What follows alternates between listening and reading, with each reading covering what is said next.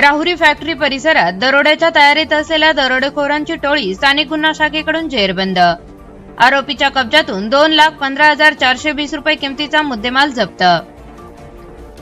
माननीय श्री मुमुक्का सुदर्शन पोलीस अधीक्षक अहिल्यानगर यांच्या आदेशान्वये पोलीस निरीक्षक किरण कुमार कबाडी यांच्या मार्गदर्शनाखाली स्थानिक गुन्हा शाखेचे पोलीस उपनिरीक्षक संदीप मुरकुटे, पोलीस अंमलदार भगवान थोरात, रमीजराजा अत्तार, प्रकाश मांडगे, विशाल तनपुरे, चालक उत्तरेश्वर मोराळे यांचे पथक तयार करून पाहिजे व फरार आरोपीचा शोध घेऊन कारवाई करण्याकामी रवाना केले।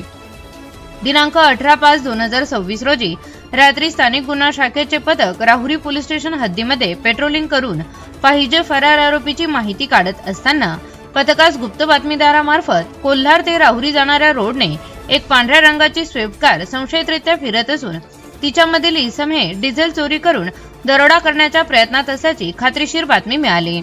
पथकाने तत्काळ राहुरी फॅक्टरी ते कोल्हार रोडने पेट्रोलिंग करून संशयित वाहनाचा शोध घेत असताना गुहागाव परिसरात बातमीतील नमूद वाहन कोल्हार गावाकडून राहुरीच्या दिशेने येताना दिसले, तेव्हा पथकाने नमूद गाडी थांबवून गाडीतील इसमांना ताब्यात घेऊन त्यांचे नाव गाव विचारले असता त्यांनी त्यांचे नाव करण राजू उर्फ राजेंद्र साळुंके वय वर्ष 22, सनी उर्फ सल्या राजेंद्र पवार वय वर्ष 19, जितेंद्र रोहिदास वाघमारे वय वर्ष 33 असे असल्याबाबत सांगितले। ताब्यातील इसमांना पळून गेलेल्या इसमांचे नाव विचारले असता त्यांनी त्यांचे नाव निलेश मोकळ फरार असे असल्याचे सांगितले। आरोपींची अंगझडती घेऊन त्यांच्या ताब्यातून 11,000 रुपये किमतीचे 2 मोबाईल, 2 लाख रुपये किमतीची एक स्विफ्ट कार, 3,220 रुपये किमतीचे 35 लिटर डिझेल, 800 रुपये किमतीचे 4 मोकळे ड्रम, 370 रुपये किमतीची टॉर्च, लोखंडी कटावणी, चाकू, प्लास्टिक पाईप असा एकूण 2,15,420 रुपये किमतीचा मुद्देमाल जप्त करण्यात आला आहे।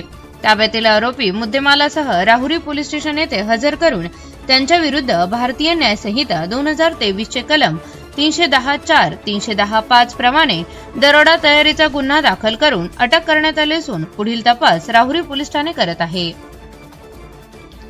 Bureau report ATV news Ahilyanagar.